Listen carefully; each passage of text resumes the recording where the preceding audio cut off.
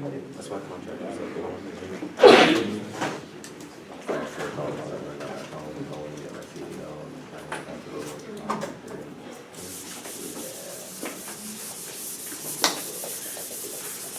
Now I don't go back to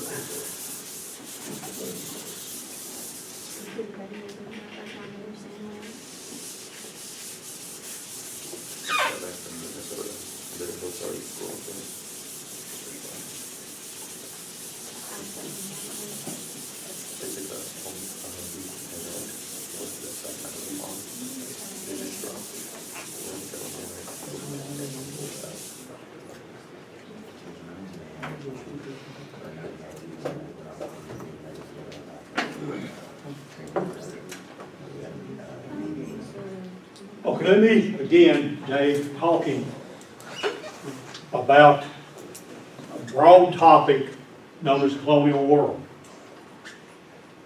Now, this colonial world is actually going to exist from, depending on how you look at it, from the 1490s until 1776.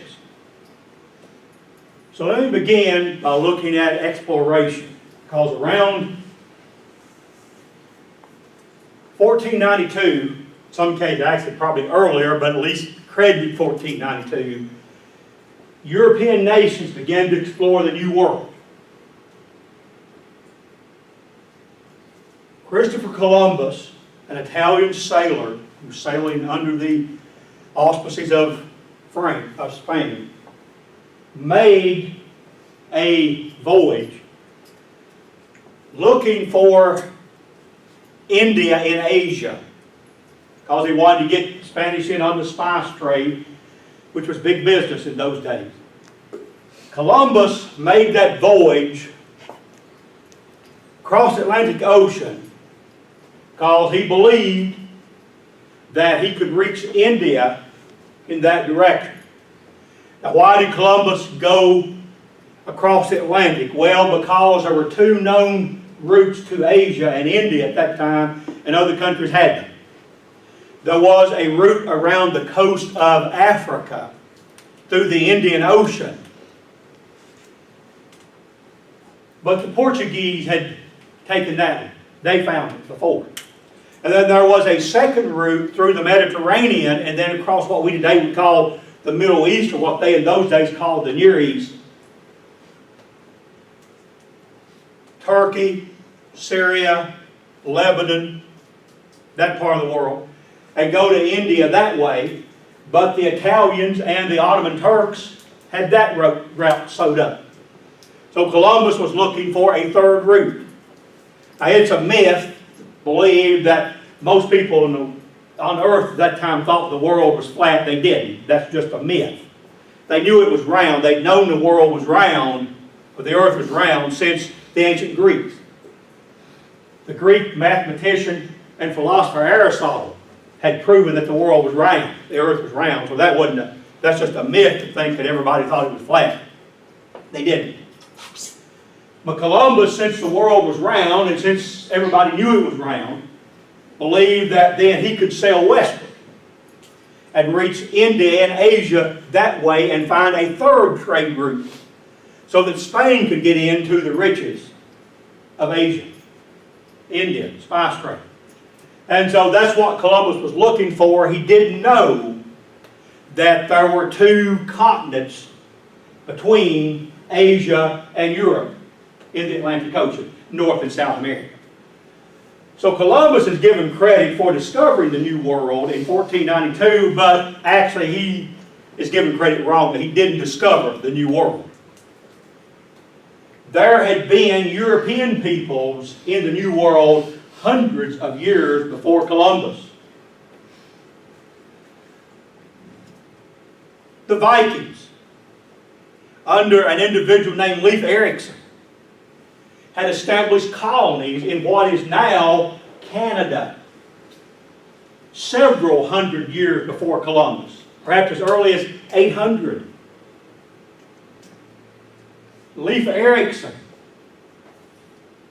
or other Vikings had settled colonies in what they called Vinland.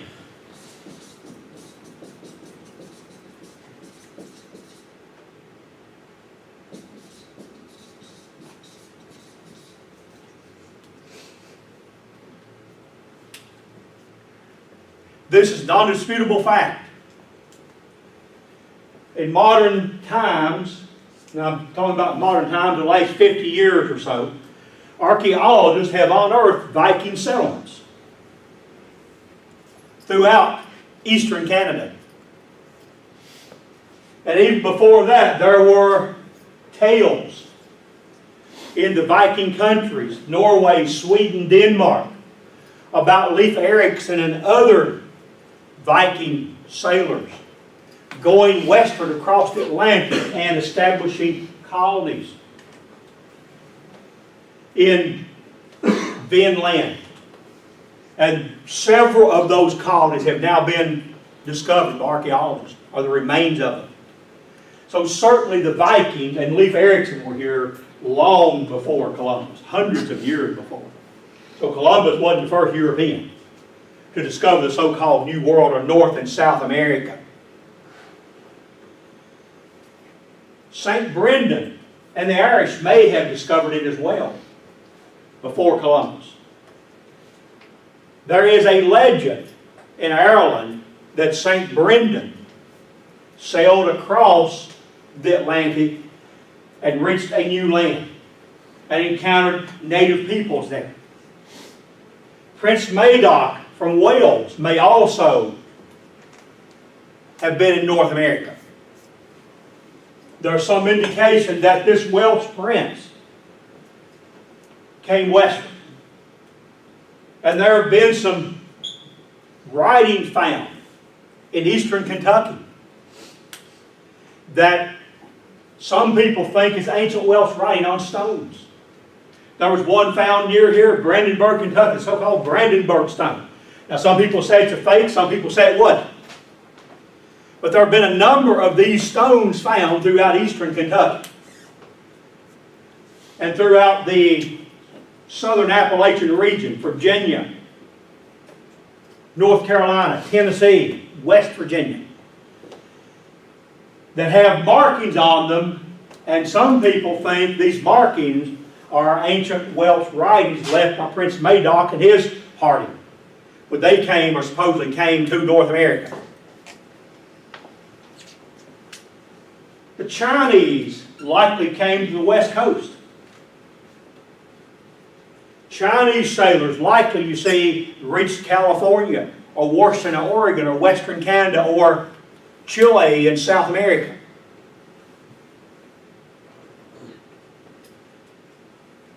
Then, certainly Native Americans were here. No question that they were here. Native Americans had populated both North and South America heavily by the time Columbus was given credit for discovering this new world.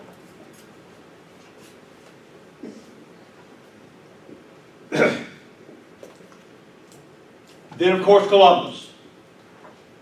Columbus is given credit because he kept written records. These other groups didn't keep written records. See, that's the difference. The Vikings, oh, they kept records in their stories, their tales. They were an oral society. They didn't write much down. They made up stories and song about it. And so they kept records in that way. St. Brendan and Prince Madoc didn't keep written records. Or if they did, they didn't survive. The Chinese didn't. Or if they did, we don't know about them or haven't found them. Native Americans, see, certainly didn't. But Columbus did. And that's why you see, for years and years and years, Columbus was given credit for discovering this new world because he kept a ship's journal, a ship's log. He wrote it down. But there were certainly other people here. Well, the question is then, why did Europeans begin to discover or begin to explore the New World around 1500? See, after Columbus made his famous voyage and material about it was published in European nations, a number of different countries and explorers began to send expeditions to claim territory in this what they call New World. The French, the English, the Spanish, the Portuguese, the Swedes, other countries, see, began to send voyages to the New World. Question is, why? Well, one reason was that technology made it possible. Technology made exploration of the New World possible.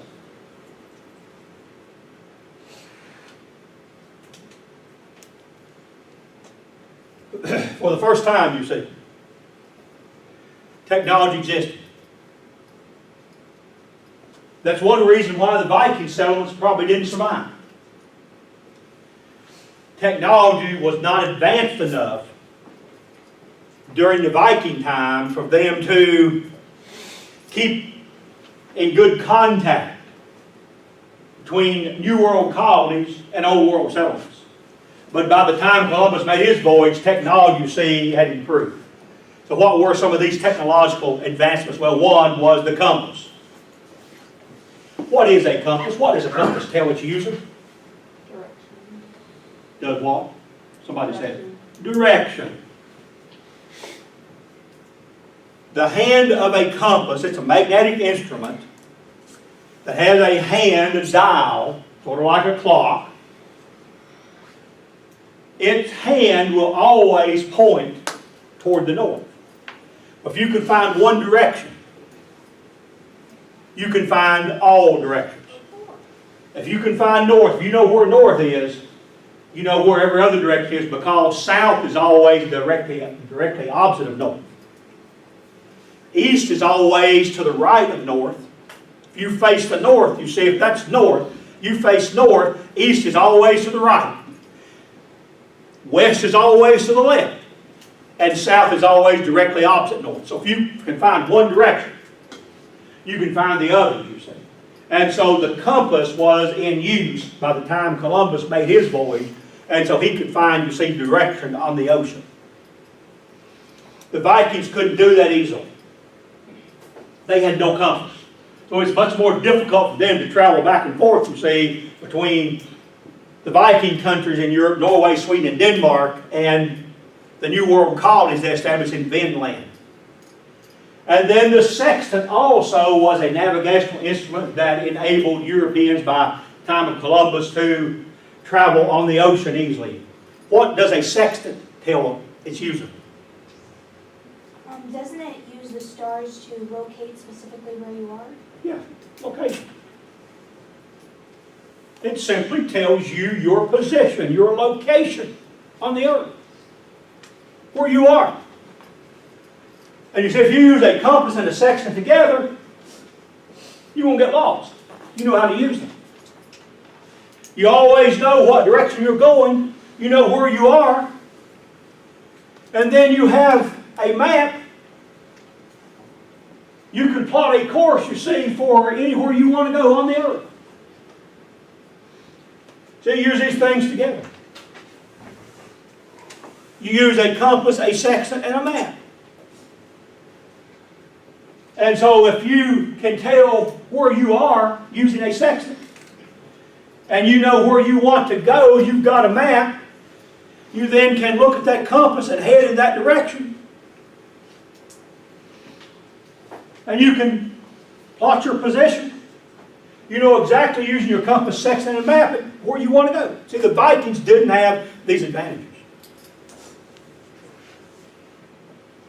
And then ships had also become better by the time of Columbus.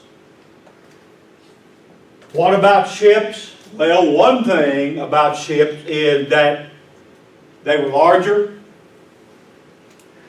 They had a different means of locomotion, a different means of power. They were powered by the wind. You see, the Viking ships might or might not have a sail. They were mostly powered by human power, by rowers. People who, you see, manned oars.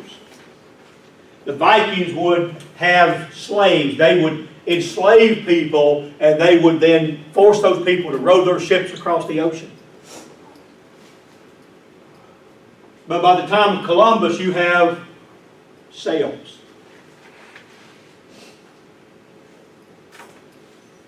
You have, you see, power by the wind. And then in particular, after you have the lateen sail. Lateen sail was actually invented by Islamic peoples, Arabic peoples in the Middle East, Muslim peoples. They invented the lateen sail, the Mediterranean, and that was a movable sail that enabled ships to sail in a direction the wind was not blowing. You see, up until the lateen sail was invented,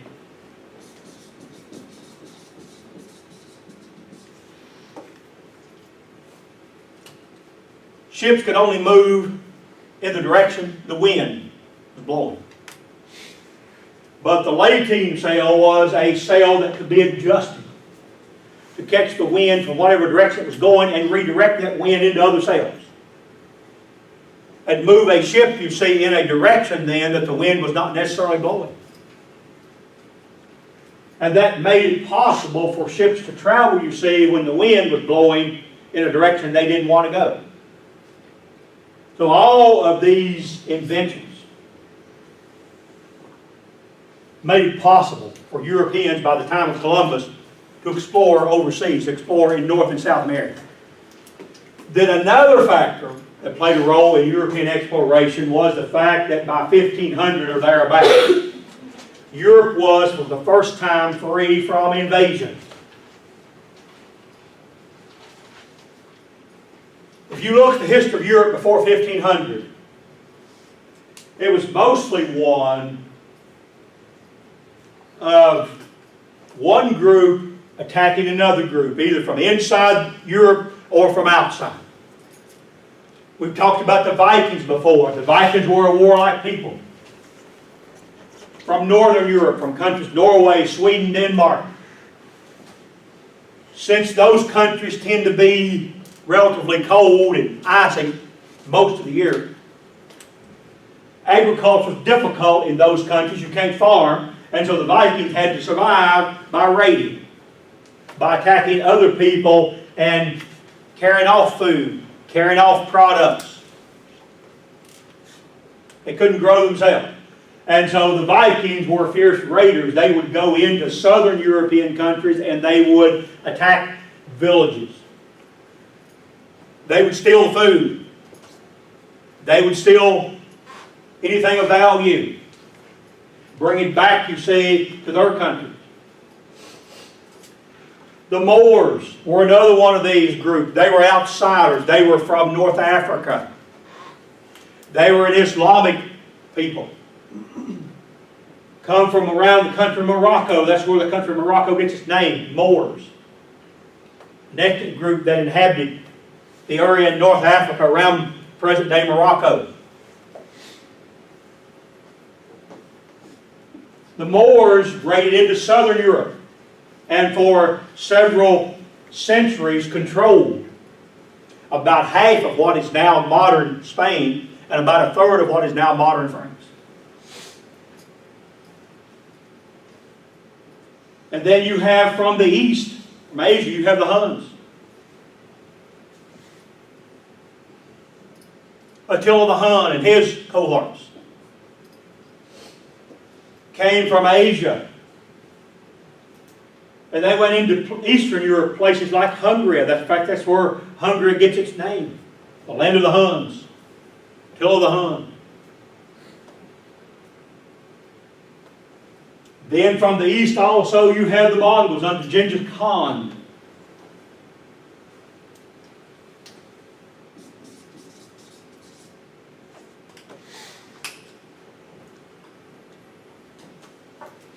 They go into parts of Russia, parts of Eastern Europe, what today is Eastern Europe. And they control, you see, those territories for decades. Well, it's difficult for European nations that are under control of other nations, or partly under the control of other nations, to do anything in terms of exploration. So you're too busy trying to expel the invaders. In fact, if you look at Columbus's voyage, the timing of it, isn't it coincidental that just a year before Columbus was allowed to make his voyage by Spain, the Spanish finally defeated the Moors and drove them out of Spain? See, the last Spanish stronghold in Spain was Granada.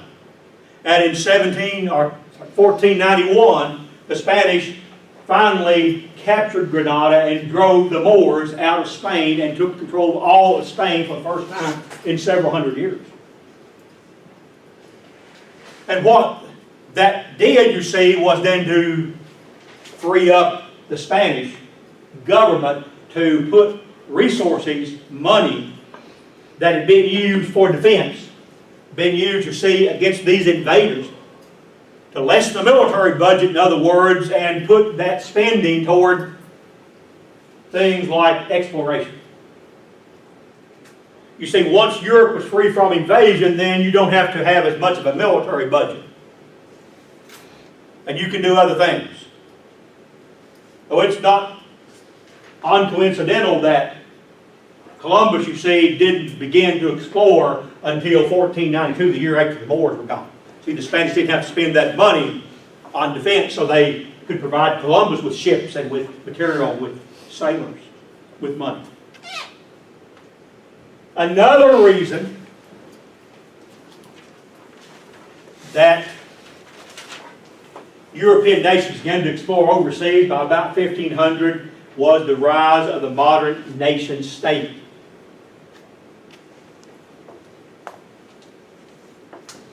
The modern nation state, as we think of them today, did not exist until roughly 1500 or around 1500.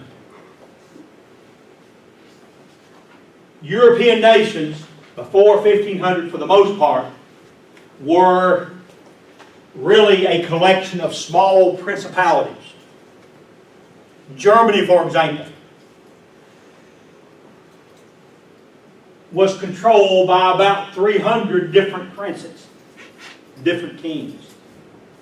What's modern Germany was divided into 300 separate kingdoms, and in fact that remained the case until about 1870, 1871, when these principalities be united into modern Germany. But most of Europe, you see, was in that kind of a situation. But by 1500, it began to change. You begin to have these lesser princes being defeated by a stronger prince. And the stronger princes began, you see, to take over territory, controlled by these lesser princes, these smaller kingdoms. And so you have all this territory united then into modern countries like England, France, Spain, Sweden, and eventually Germany. Well, you see, this makes it easier for a nation to explore. Why? Because they have a larger budget. You see, once all these little principalities unite into a modern nation state, you have a larger tax base. You have more people if you are a government to get taxes from. And the more people you have to tax, the more money your government has, and that government, you see, can do things like send out voyages of exploration. And so once these modern nation states began to be created, the large tax bases they had, you see, larger budgets. Give you an example. Modern times. In the United States today, we have 3 basic units of government. Well, 4, I guess. You had 4 probably. We have municipal government or city government, town government. We have county government. We have state government. And then we have federal government or the national government. Well, let's look at space exploration in modern times. Why can Elizabethtown, Kentucky not build a space shuttle and send that space shuttle outside Earth's orbit? I'd say logistics. Pardon me? Logistics. Well, not logistics, much of what? Money. Is it possible for the city of Elizabethtown to develop billions of dollars, raise that much money, you see, to build a space shuttle? Impossible. Couldn't do it. Everybody in Elizabethtown together wouldn't have enough money. If the city took every dime that everybody in the city had, you still wouldn't have enough money, you see. Well, the same thing applies to Hardin County, Kentucky. See, could the Hardin Physical Court ever possibly raise enough money from all residents of Hardin County to spend, you see, several $billion building a space shuttle? Do we have access? Doing all the training? You said it'd be impossible. Same thing with Kentucky state government. It'd be near impossible, you see, for that smaller government with that smaller number of people to ever be able to raise enough money to begin exploration. But then look at the federal government. See, the federal government has a tax base that consists of all the people of 50 states, plus several territories. You see, that federal government can raise multi-billions or even trillions of dollars from all those people. And you see, it has much more resources, much more money to begin exploration in space. Well, the same thing applies to these modern nation states. See, these little principalities, you've got 300 little kingdoms in Germany. Is it going to be possible for any one of those little kingdoms to raise enough money to explore North and South America? Probably not. But then you combine those 300 kingdoms into one large kingdom, you see, you've got a whole lot more money. A whole lot more. See, it becomes much more possible, much more easy for you to explore and establish colonies overseas, because somebody, you see, has got to fund the exploration. Somebody's got to fund the colony. So the modern nation state, its development, its creation, beginning about 1500 is important. As this capitalism that was created came about as a result of an event began in 1517, known as the Protestant Reformation.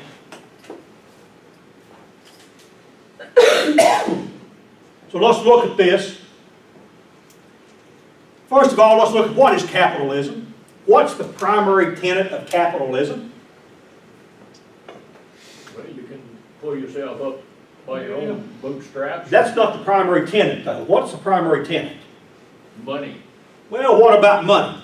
Make all you can. Partly. Make all Okay, you profit. Making money. See, that's the primary tenet of capitalism.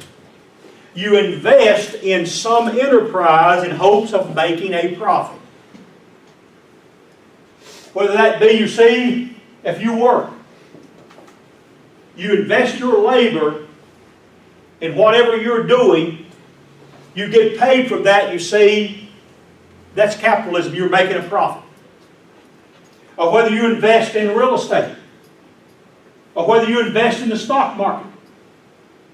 You see, you're doing that because you want to make a profit. You want to, you see, make money on your investment to increase the value of your wealth. See, that's the primary tenet of capitalism.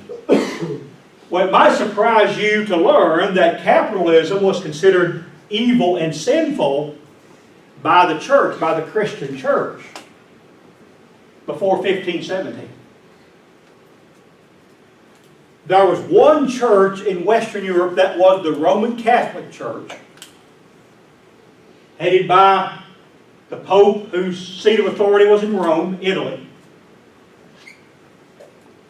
The church believed that God taught, Jesus taught, that capitalism was sinful, that it was evil to make a profit.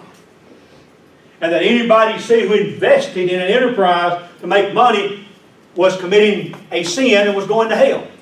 And so church teaching, church doctrine forbade capitalism, forbade, you see, investment, forbade profit making. Everything under Catholic doctrine that a person did in their life was supposed to be to the benefit of God and the church. Not, you see, the benefit of the individual. Well, profit making benefits the individual. That's why it was considered sinful or evil. In 1517, that began to change. In 1517, a German Catholic priest named Martin Luther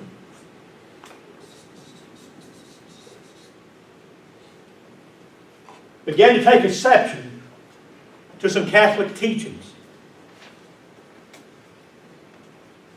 Luther, in 1517, published on the door of the church, the Catholic Church in Wittenberg, Germany, what is known as his 95 Theses.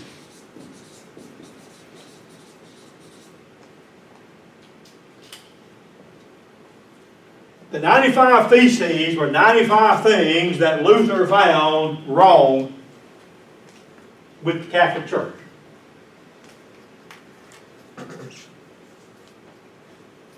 One thing you see he found wrong was the self-indulgences.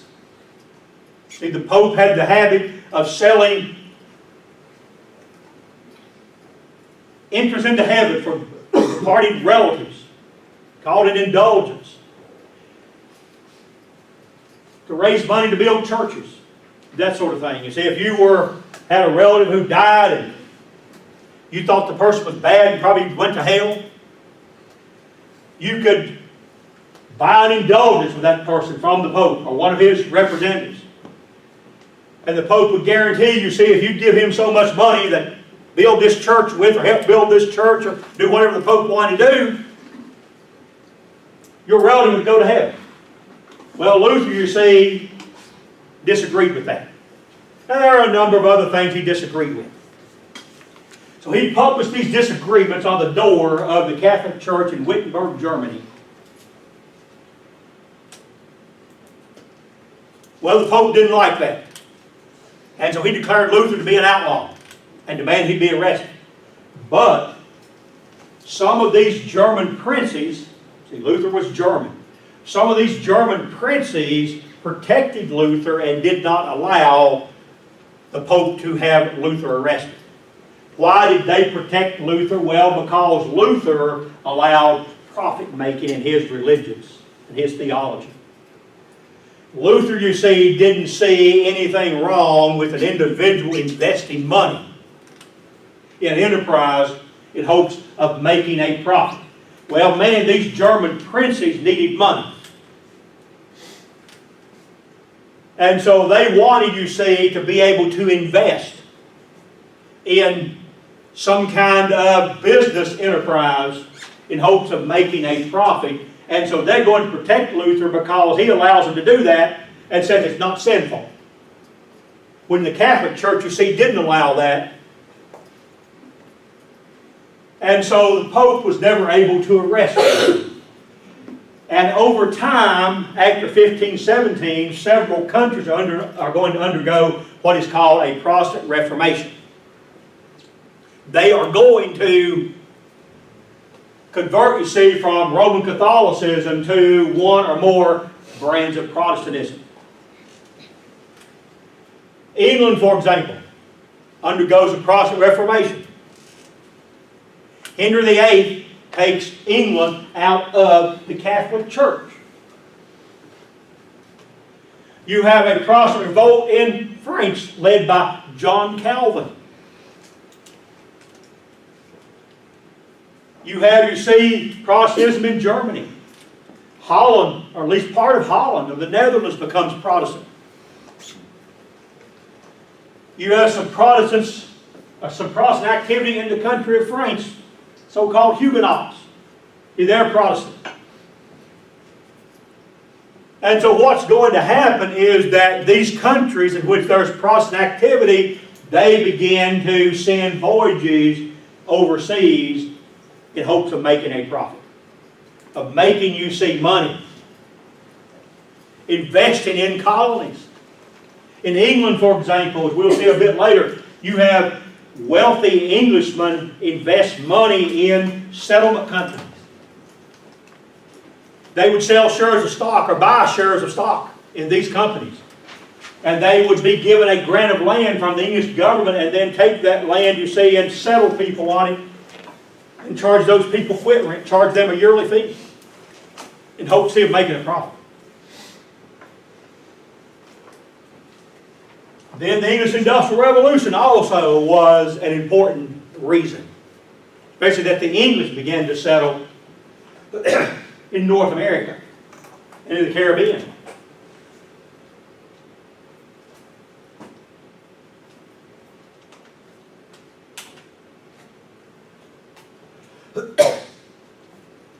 England is going to be the first nation to undergo an industrial revolution.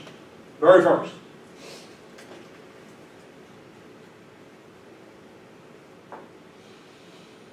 England, in fact, undergoes two industrial revolutions. One in the 15 and 1600s and another in the 18 and 1900s. This first English industrial revolution is based on water power. The second one would be based on steam. The steam engine, steam power. But we're concerned with the first one now. The English began to use water in their numerous rivers to turn wheels. The water wheel, the water mill. See, they began to use these devices to do things like grind grain. Then they figured out that not only could they grind grain into flour, but they could then use the same procedure, the same process, have water, you see, turning a wheel connected to gears. They discovered they could do this and drive machinery, and they could make cloth. And so the English began to make cloth in factories. They began to use water power to turn thread or make thread from raw materials like flax, like wool. And then they also began to use water power, you see, to turn this thread into cloth. And then they use water power, you see, to sew this cloth into clothing, into garments. And the English became wealthy by selling these garments, this thread, this cloth, and this clothing they made, by selling these things worldwide. See, the garment industry, the textile industry, was the basis of the first English Industrial Revolution. And so the English began to make these products, and they began to sell them worldwide. Well, they became wealthy. They became the wealthiest nation in the world by selling, you see, these products, and then you see they began to make other products. They figured out that you could saw lumber. You could make, you see, boards, building products by turning a saw with water. See, the original sawmills were turned with water. And so the English began, you see, not only to sell textiles, they began to sell wood products, they began to sell lumber and furniture. See, they developed all these industries based on water power. And then you see they began to produce all kinds of other stuff. Well, this English Industrial Revolution is going to create several problems. It creates, you see, unemployment, for one thing. This English Industrial Revolution creates, you see, periods in which products are selling good. And so everybody who works in these industries has a job. But then you see periodically the market gets saturated. See, that's one thing about a capitalistic economy. We periodically go through booms and busts. We periodically go through recessions every so often. And we're about to do one now. Most likely in the next 2 or 3 years, most likely we'll have another recession. You see, we tend to do that. Our economy tends to do that about every 10 to 15 years. We have a recession, an economic downturn. We have a period of prosperity, you see, then we have a period of downturn, of recession. What caused those recessions? Well, largely because the market becomes saturated. Everybody has a product, you see, or needs one, has it. When everybody has a product, you see, you don't buy that product again, do you? So when the market becomes saturated, then we have a recession, an economic downturn. And what happens? You have unemployment. People lose their jobs. You see our unemployment rate somewhere around 3% or a little bit over now. Probably within 2 or 3 or 4 or 5 years, we'll have 7 or 8% unemployment, or 9 or 10 again. See, these things happen in a capitalistic economy. As the market becomes saturated with products, and you see it takes a while then for these products to wear out and people to buy more or need more. And then you see production ramps up again and you have pretty much full employment for a few years, and then you see it goes down and another recession hits because market saturation and you have unemployment. See, the English were the first country to undergo this cycle of boom and bust, or prosperity you see and then unemployment, prosperity and unemployment, prosperity and recession. Well, if you're one of these people in England who facing unemployment, you might want to get out of that situation. You might have been through 2 or 3 of those cycles every 10 years or so. You want to get out of that situation where you lose your job every few years. Where you're about to starve. You see, there was no social welfare programs, no food stamps, no welfare, no social security, nothing like that. You see, those social welfare programs that we have today to prevent or to help people who are unemployed. Well, you might not like that, so what are you going to do? Well, you might say, I'm going to go overseas. That there are colonies there. That somebody established colonies and you have farmland. You can live, you can feed yourself. So I'm going to go to the colonies. So a lot of unemployed people escape, you see, these cycles of boom and bust, of employment and unemployment. They migrate to the New World. Also, wasn't it also a way of prison reform, in other words? Well, for Georgia.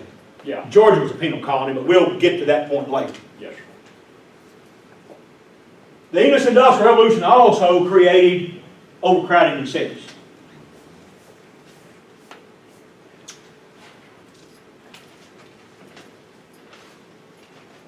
One thing the Industrial Revolution does is it creates cities. See, cities did not really exist, with 1 or 2 exceptions, in England or anywhere until the Industrial Revolution came into existence. Why are cities created? Well, a factory opens.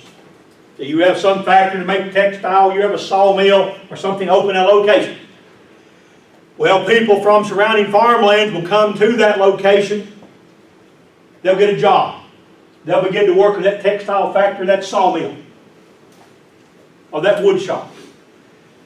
And then you see there are usually more people come to that location than can work at that site. Well, somebody else who wants to open up another factory, they'll open up near that person because there are people there who want a job. And so that factory will, you see, attract then more people from surrounding farmlands.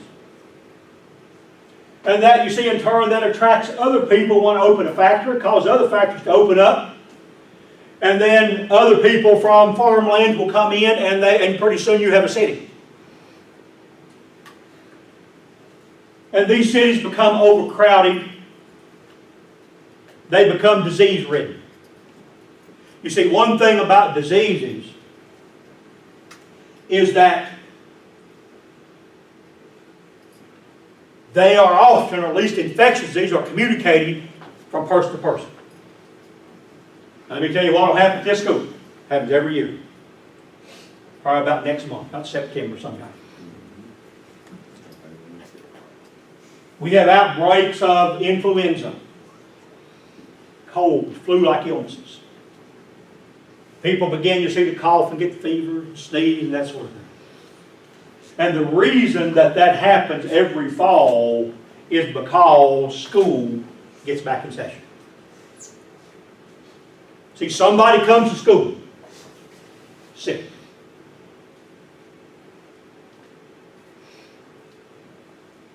Well, indications are that if one person comes into a classroom with a cold or flu, they'll spread that illness to about 25% of the people they come in contact with, about 1 out of 4. You see, if one person is sick, they'll infect about 1 out of 4 people they come in contact with that day while they're sick. And then you see what happens. Some of those people come to class sick. They come in contact with more people. See, they infect more people, and pretty soon you've got an epidemic going. It happens, you see, every fall. Well, you see the same thing happen in English cities. With illness that's more serious than colds. The English cities, you see, became disease-ridden. Partly because there was no sanitation. People just simply dumped body waste in the streets. You didn't have bathrooms. You used the bathroom in a pot and you dump it out your window into the street. Cities were filthy, stinking habitations. And you see all kinds of bacteria lived in those streets because of that waste. It was never cleaned up, never disposed of properly because of those disposal systems. And so disease bred. And there'd be epidemics of diseases that would kill thousands of people. Well, some people decide they want to escape the overcrowding and escape the disease, and so they're going to go to the American colonies. Why? Because there were no cities there. It was a rural area. In fact, at the time of the American Revolution, there was only one city that had more than 100,000 people. That was Philadelphia. New York City didn't have 100,000 people at the time of the American Revolution. Philadelphia was it. The only city. Most communities within what become the United States had only a few people. A few dozen. Most a few hundred. You see, a lot of these English people, some of them want to get away from the disease. They want to get away from the overcrowding in the cities. Then you have theories on surplus population that affect the English government's position on migration. Now, the big proponent of surplus population theories was Thomas Malthus. He wasn't the only one. But Malthus and his colleagues studied animal populations.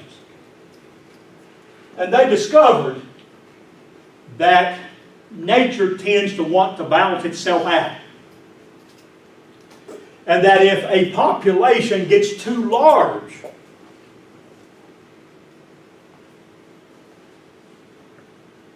then that population, or nature has a way of taking care of that population. That nature will then, there will be a shortage of food. That shortage of food then will in turn weaken an animal's immune system. Make that animal more susceptible to some kind of disease. And then that animal will contact that disease.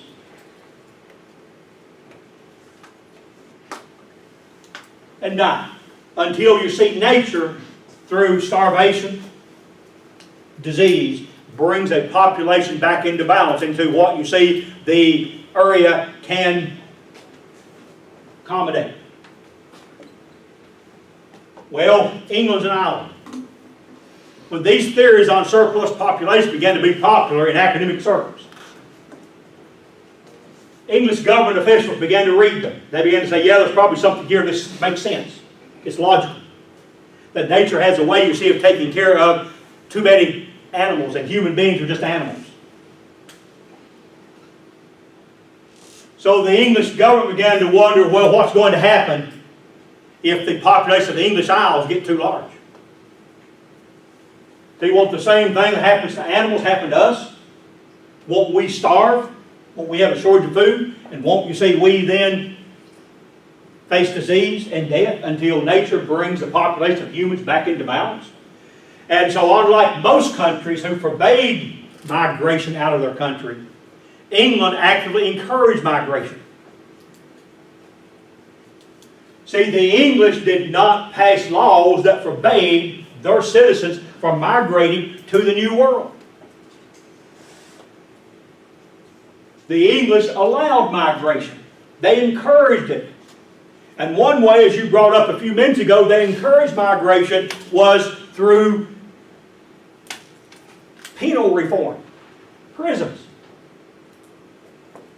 You see, the English prisons were overcrowded. Most people in English prisons were there for debt. They had bought something on credit and they had not made payments, so they were put in jail for that. Well, the English government, in order to lessen the population and lessen pressure, see, on surplus population and prevent starvation and disease, they would periodically make a deal with many of these debtors, many of these prisoners. And the deal was this: we'll forgive your debt and let you go to one of the colonies if you'll leave the country and not come back. You see, that lessened prison overcrowding and it lessened population of England. And Georgia, the last of the American colonies that England established, was a colony established especially for prisoners. George Oglethorpe came up with ideas of prison reform that he convinced the English government that the best thing to do was to release these prisoners, send them overseas, send them to a colony. He was going to establish, say, a utopian colony in Georgia. It became Georgia. To rehabilitate these English criminals, these English debtors, these English prisoners. But not only, you see, did the English encourage migration of prisoners, or at least certain prisoners, not all. If you were a murderer, you wouldn't get out. See, that sort of thing. But if you were a debtor, you could.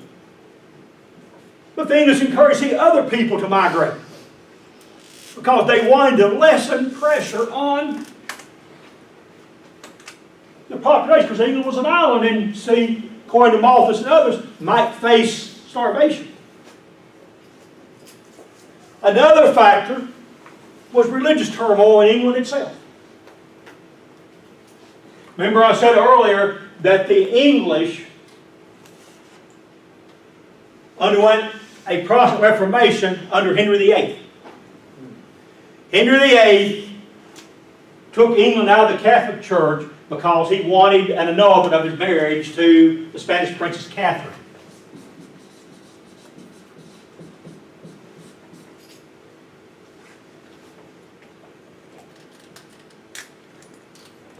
So Henry VIII wanted to have this marriage annulled by the Catholic Church. They refused.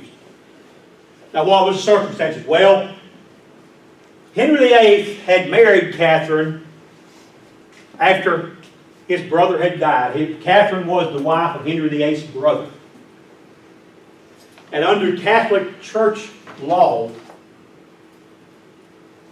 a brother was not permitted to marry his brother's widow. In other words, if your brother died, you couldn't marry his wife or his widow. Well, Henry VIII got a special dispensation, a special order, special permission from the Roman Catholic Pope to allow him to marry Catherine, his brother's wife, or his brother's widow. Well, when Catherine and Henry only produced female children, Henry wanted an heir to the throne. He wanted a male child to inherit the throne. And so he began then to make noises about getting rid of Catherine, because she couldn't produce him male children, he thought. And so Henry approached the Pope again. Although this time the original Pope that had granted him the order to marry Catherine was dead. A new Pope was in his place. And Henry then wanted this new Pope to grant him an annulment of the marriage, because he argued, well, that the old Pope was wrong and erred in letting him marry Catherine to begin with, because it was against Catholic teaching. So he wanted the new Pope to grant him an annulment. The new Pope refused.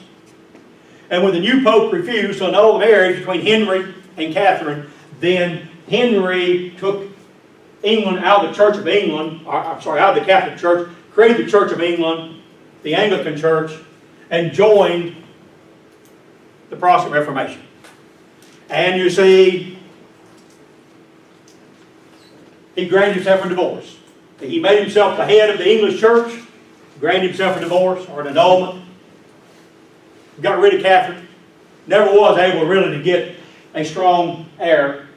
Now he and Catherine produced Elizabeth I, who was probably the best queen or best leader England had.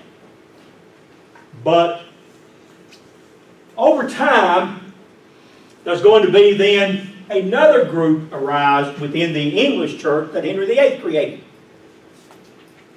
See, the Anglican church, the mainstream English church, under English law, every Englishman was supposed to belong to the Anglican church, the church Henry VIII created. But a group of followers of a French theologian named John Calvin called themselves Puritans began to make noise. See, a group of Anglicans began to read what this French theologian, John Calvin, who was probably, other than Martin Luther, the second most important Reformation leader. They began to read what Calvin wrote. And they began to demand that the English church be purified. What they meant by purified was they wanted the English church, the Anglican church, to adopt Calvin's theology, Calvin's ideas, Calvin's religious notions. Well, when the Anglican church refused, warfare breaks out between these followers of John Calvin, these so-called Puritans, who want, you see, to purify the English church by having it adopt Calvin's theology, and, you see, the old Anglicans. And for a brief time, the Puritans actually get control of the English government. They depose the English King Charles I.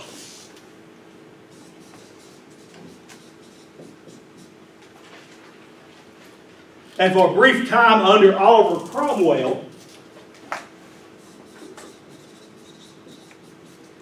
they get control of the English government. They don't hold it very long because Cromwell dies. His son cannot maintain power. So Charles II comes back in. He's Anglican. But you see, all this religious turmoil, this English Civil War, that created a lot of migration. When the Puritans, ultimately lost the English Civil War under Charles II. Many of them no longer wanted to live in England, where they were going to be forced, you see, to be Anglican, to belong to the Anglican church. For these reforms they wanted the English church to adopt were not going to be adopted. And so they began to leave England and come to the American colonies. The Pilgrims, you see, at Plymouth Rock, they were members of these Puritans, these separatists, these people who wanted to come to the colonies because escape, you see, religious turmoil, religious persecution. And many of these Puritans then are going to migrate to the colonies. They migrated in the New England, Boston area. They settled Boston and Massachusetts, and then they spread from there, you see, into other colonies. So religious turmoil. What these Puritans wanted to do, you see, was to establish a theocratic government, a government run by the church. And that's what they did, you see, largely in Massachusetts and other places. They established a government, a theocracy, a government run by the church.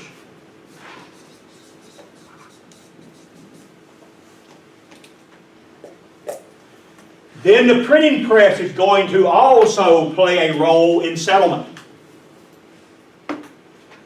See, the Chinese, thousands of years ago, developed printing. The Chinese began to carve characters in their language into wooden blocks. But the problem is the wood blocks didn't last very long. You couldn't print with so many characters with them, they wore out. A German, Johann Gutenberg, began to improve on the Chinese method of printing by carving letters of the German alphabet into metal. Metal, you see, will last much longer. You can print a whole lot more with a metal letter than you can a wood letter. And so Gutenberg invented the printing press, the modern printing press.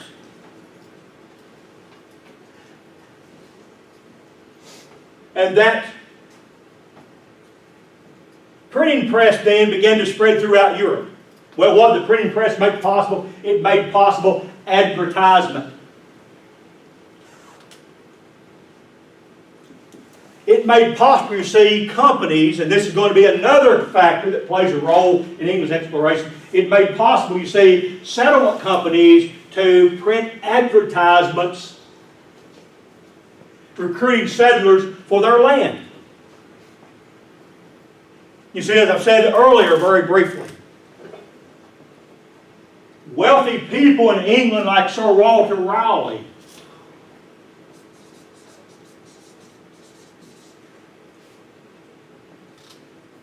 they began to put together companies for the purpose of settling land in North America.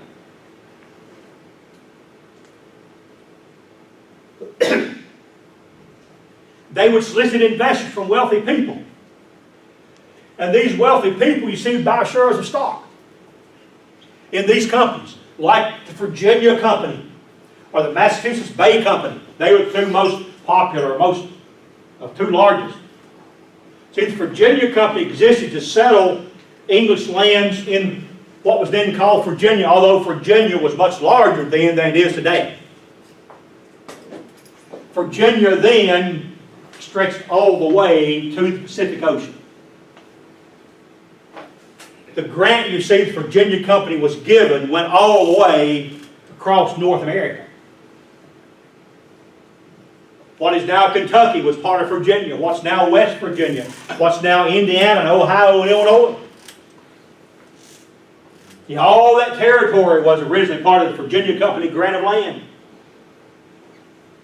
See, the Massachusetts Bay Company was given a grant of land to settle Massachusetts and surrounding land. These companies were investment companies. They solicited investment. They sold stock.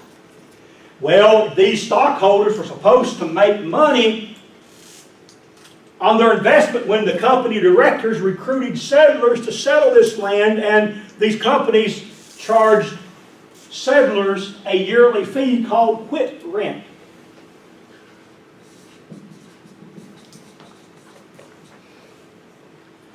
See, quit rent was the yearly fee that settlers were charged by settlement companies.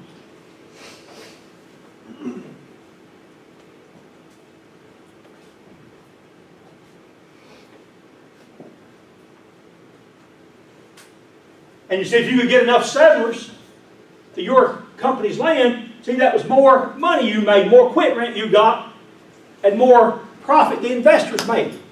See, if you buy shares of stock in the company, the profit's usually divided among the investors at the end of the year. You see as profit, as dividends on those shares of stock. And so that's what these companies would do, and they would advertise. They would, you see, have printing companies, print shops that developed throughout Europe, print handbills, print advertisements. And these advertisements would tout, you see, the advantages of living in the New World, trying to recruit people from England to go to one of the colonies established by these settlement companies in the New World, in North America. And so thousands of people likely saw these handbills and likely, you see, came to one of the English colonies because these advertisements, you see, touted a better life. See, just as advertisements always do. See, if you think about advertisement, it's a form of propaganda, is it not? It's a form of speech called propaganda. What's propaganda? Propaganda is a message that's trying to change your behavior, trying to convince you to do something, basically. See, we're bombarded with propaganda advertisements every day of our life. You drive down the highway, you see billboards. You listen to the radio, you hear advertisements. You watch television, you see, often you get advertisements. You read the newspaper, advertisements, or see, that's propaganda. Those companies, see, like these settlement companies, are trying to convince you to do something. To modify your behavior. To buy their product. Well, you see, that's what these settlement companies did. They used advertisement to recruit settlers, and it worked. It was effective. Thousands of settlers seemed likely came to the New World because they were promised these advertisements and knew a better life. Of course, what these advertisements didn't tell them, you see, was that, well, it may not be as easy as you think. That other than agriculture, there's not much work there. That you may starve for a while. See, in the early days especially, not much food. That you face danger from native peoples who don't want their land taken. See, that sort of thing. But you have all of these factors playing a role in exploration. And then the topic on, what's the day, Thursday, on Tuesday, will be Native Americans. I'm going to spend some time on Tuesday talking about the people who were here when Columbus arrived, the Native Americans. So we're about out of time. We've got about a minute left. I'll entertain questions in that minute if anybody has any. Or if not, then we'll dismiss and come back on Tuesday and begin to talk about Native Americans. Anybody have any questions? You were talking about Calvin. Is that where the daytime Calvinism comes from? Yeah. Also? He was the founder. He was one of the leaders of the Protestant Reformation, probably second, other than its founder, Martin Luther. What does still this? Yeah, you can bring it up. Anybody have any other questions? If not, we'll dismiss and come back on Thursday and talk about Native Americans.